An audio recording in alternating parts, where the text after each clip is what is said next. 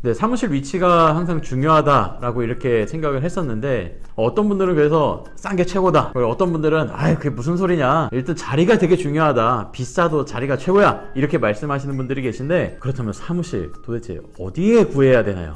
미래의 수익을 결정하는 사무실 위치 어떻게 잡아야 할까요? 여기에 대해서 알려드리려고 합니다. 안녕하세요. 스마일 파트너 김 부장. 전 팀장입니다. 창업에 대한 모든 것을 알려드리기 위해 저희가 다시 왔습니다.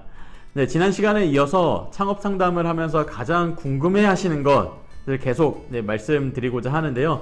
방문 요양 창업 지금 하는 게 맞는 걸까요? 여기에 대한 질문이 지난 시간에 좀 해소가 되었다면은 이번에는 기다리던 미래의 수익을 결정하는 사무실 위치에 대해서 알려드리려고 합니다. 어떤 분들은 방문 요양 사무실 그 위치가 그렇게 중요하지 않다, 뭐 이렇게 이야기합니다. 근데 기준들이 좀 다양한 것 같은데요. 어떤 분들은 싼 게 최고다, 또 어떤 분들은 아 이게 무슨 소리냐, 일단 자리가 최고다, 돈 신경 쓰지 마라, 뭐 이렇게 말씀하시는 분들 계신 것 같아요. 근데 부장님, 그렇다면 사무실 도대체 어디에 구해야 되나요? 네, 우선 사무실은 이제 굉장히 다양한 곳에 잡을 수 있습니다. 뭐 중형 빌딩이나 뭐 이면도로 쪽에 있는 뭐 1층 상가, 그리고 아파트 상가, 뭐 혹은 공도주택이나 이제 뭐 오피스텔, 이렇게 다양한데요. 우선 이 부분은 지역, 그리고 그 시군구 뭐 지자체를 먼저 선정을 하고, 그 다음에 이제 지역 내에서 최적의 사무실을 선정하는 이 두 단계로 나누어서 얘기를 해보면은 좋을 것 같습니다. 네, 맞습니다. 저희도 이제 지정 과정 쭉 진행하면서 상담을 하면서 아예 사무실을 점 찍어 놓고 이렇게 상담을 하시는 분들이 꽤 있었거든요. 그런데 뭐 예를 들면은 시군구에서 거기는 좀 어렵다, 이렇게 안내가 된 곳도 있었고요.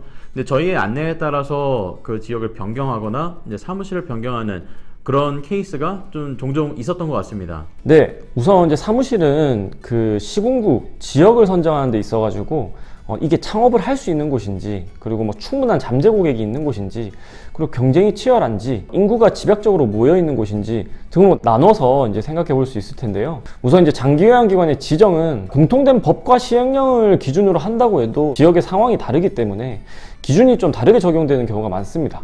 자, 그래서 이곳이 창업을 당장 할 수 있는 곳인지를 알아보는 것이 최우선 사항입니다. 19년에 이제 지정 강화가 되면서 이제 지자체의 조례로 신규 기관의 지정을 제한하는 사례도 늘어나고 있습니다. 의정부시 같은 경우에는 운영 중인 장기요양 기관 수를 이제 심사 기준에 넣었는데요. 뭐 여기는 이제 시설급여라고 되어 있지만 당연히 재가급여에도 도입이 될 가능성이 있고요. 네, 정말 맞습니다. 창업을 할 수 있는 곳인지 먼저 알아보기 위해서는 해당 시군구의 담당 주무관에게 문의해보는 게 가장 빠르다고 할 수 있겠습니다. 네, 그 다음으로는 이 해당 지역이 충분한 잠재 고객이 있는 곳인지 경쟁이 치열한 곳인지를 같이 한번 고려해 볼 수 있을 것 같습니다. 충분한 잠재 고객이 있어도 경쟁이 너무 치열하면은 좀 고민해 봐야 될 수도 있고, 잠재 고객이 상대적으로 적은데 경쟁이 치열하지 않으면은 또 좋은 지역일 수도 있는 거죠.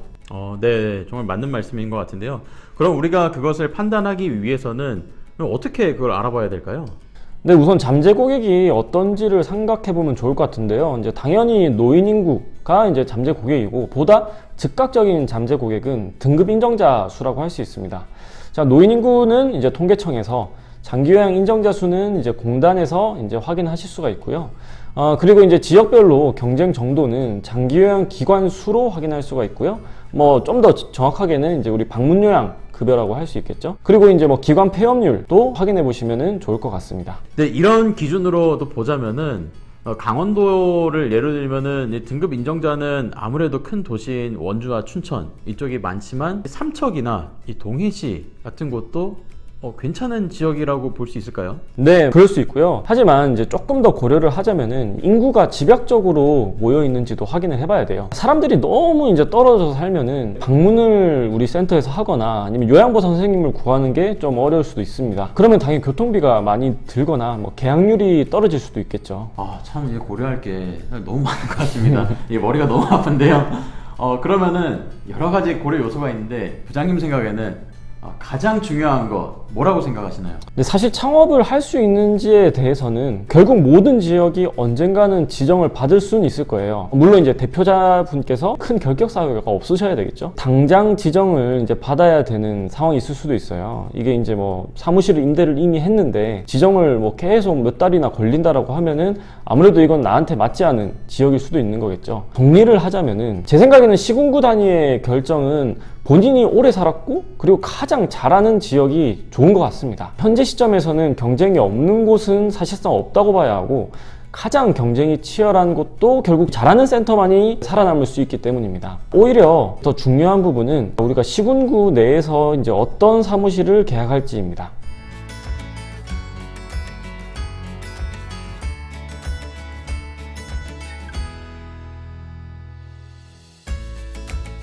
네, 그 말씀해주신 대로 고려해야 될 요소 참 이제 많은 것 같은데요. 그러면은 이게 지역 내에서 최적의 사무실 어떤 기준으로 좀 선정을 해야 될까요? 저희가 생각하는 이제 최적의 사무실 기준을 크게 5가지로 구분해서 알려드리도록 하겠습니다. 1번, 지정 기준에 맞는지, 2번, 비용이 적당한지, 3번, 창업자님의 집에서 가까운지, 4번, 교통이 편한 곳인지, 5번, 홍보에 도움이 되는 곳인지. 이것도 정말 기준이 좀 고려할 게 많은 것 같은데요. 합리적인 선택이 참 중요할 것 같습니다. 첫 번째, 지정 기준. 자, 이건 어떻게 되어 있나요? 방문요양센터 사무공간 기준은 이제 우선 용도 면에서는 기준이 그렇게 까다롭진 않아요. 일반적인 근린생활시설이나 뭐 업무시설, 뭐 5평 이상이면은 이제 모두 가능합니다. 심지어는 이제 주택의 지하실, 주택 방이 독립되어 있다라고 하면은 지정이 가능하고요.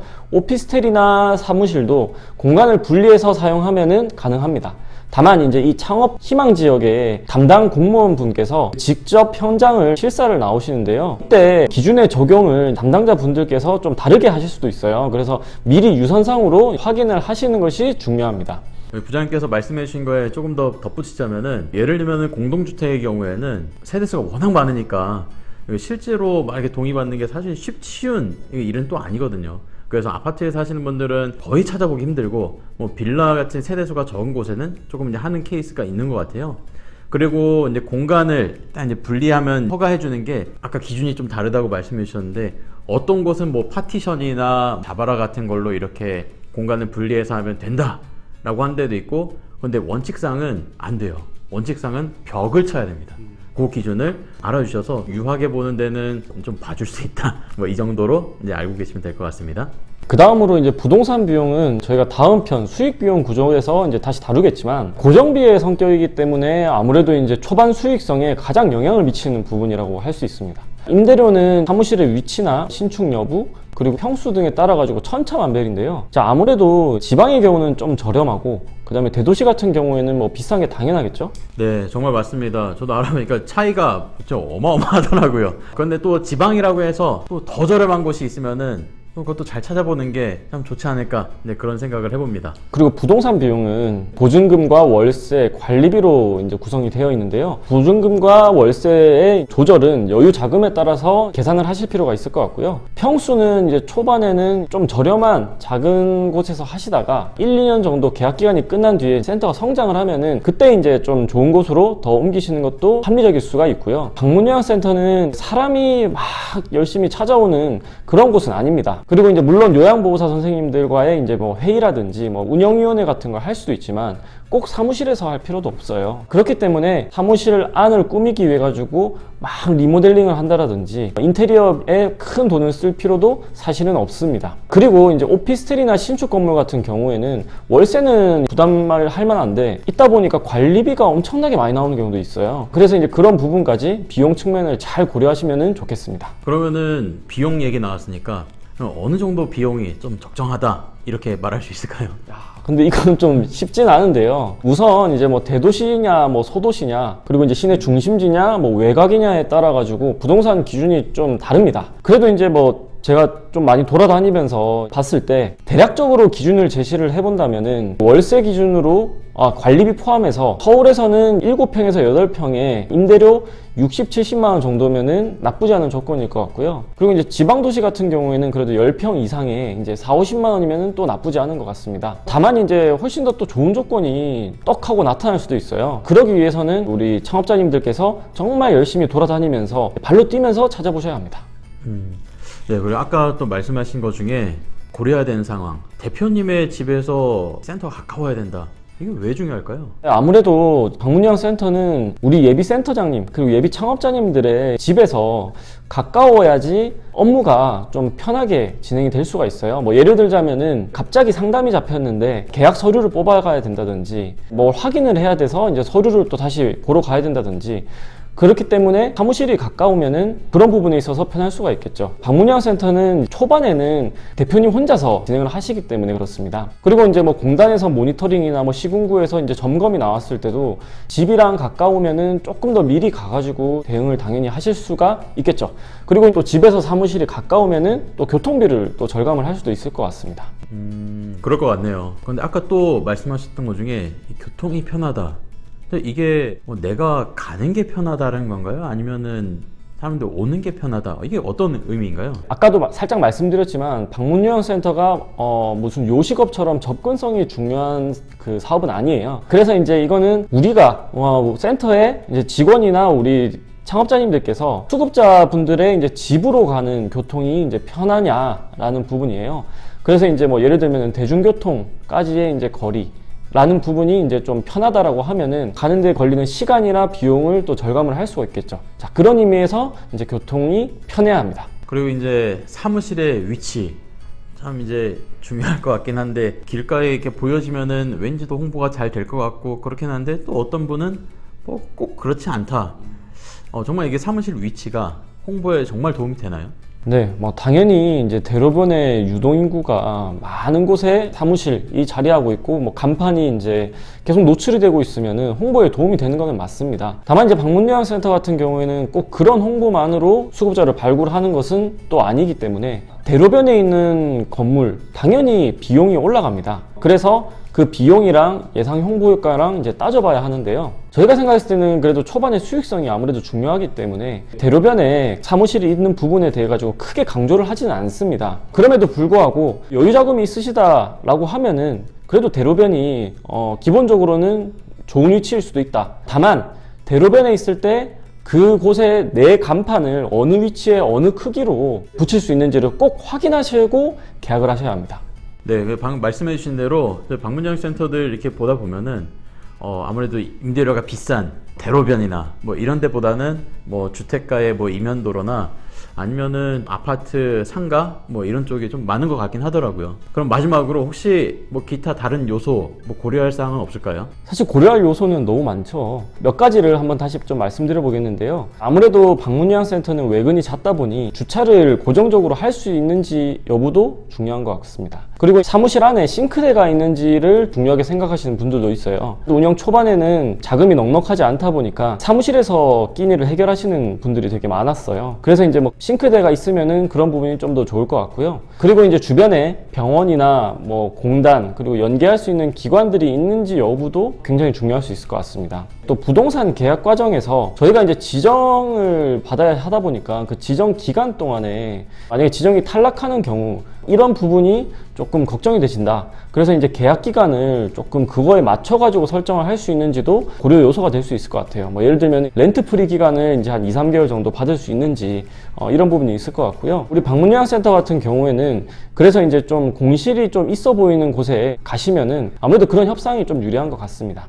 네, 이제 말씀하신 대로 참 고려해야 될 요소 좀 굉장히 좀 많은 것 같은데 참 예비 창업자님들이 머리가 아프실 것 같아요. 그러면은 이게 그 중에서 좀 우선순위를 좀 매기고자 한다면은 부장님 생각에 어떻게 좀 매길 수 있을까요? 네, 우선 당연히 지정을 받을 수 있어야 한다. 그 기준에 맞아야 된다는 뭐 필수고요. 제 생각에는 아까 기타 요소는 조금 뒤로 하고 나머지 네 가지 중에서 첫 번째가 비용이고요. 그리고 두 번째는 이제 교통. 그리고 세 번째는 우리 창업자님과의 이제 집까지의 거리. 그리고 이제 네 번째가 홍보에 도움이 되는 위치라고 할 수 있을 것 같습니다. 물론 이 모든 것을 만족하는 곳을 찾는 게 가장 좋고요. 근데 이런 것이 이제 좀 쉽지는 않기 때문에 아까 기타 요소까지 포함해서 본인의 기준을 세우고 부지런히 여러 위치를 이제 탐색하는 것이 중요합니다. 네, 사무실 위치를 이렇게 선택할 때 이렇게 고려해야 되는 요소가 굉장히 다양합니다. 예비 창업자님들께서는 본인의 상황에 맞춰서 가장 합리적인 선택을 하셨으면 좋겠습니다.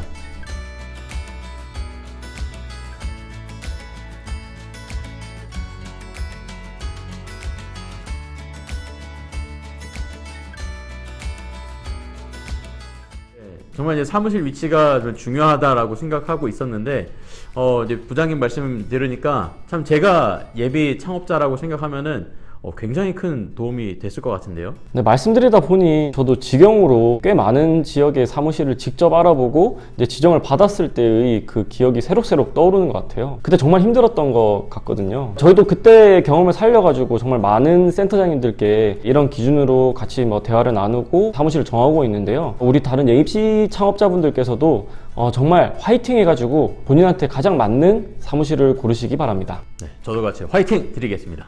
다음 편은 이제 창업을 결심하신 분들께서 가장 궁금해하시는 그것, 처음에 투자 비용과 수익 비용 구조가 어떻게 되는지에 대해서 좀 말씀을 드리도록 하겠습니다. 많은 관심 부탁드리겠습니다. 오늘도 영상에서 궁금하신 내용이 있다면 댓글 남겨주시고요. 제가 최근에도 이제 부동산 임장 좀 다녔었거든요. 그래서 저도 성심성의껏 아는 대로 답변 남겨드리도록 하겠습니다. 도움이 되셨다면 많은 관심과 좋아요 해주시면 감사드리겠습니다. 구독은 사랑입니다. 궁금하신 점은 댓글로 남겨주시고요. 다음 편에서도 또 만나겠습니다. 안녕.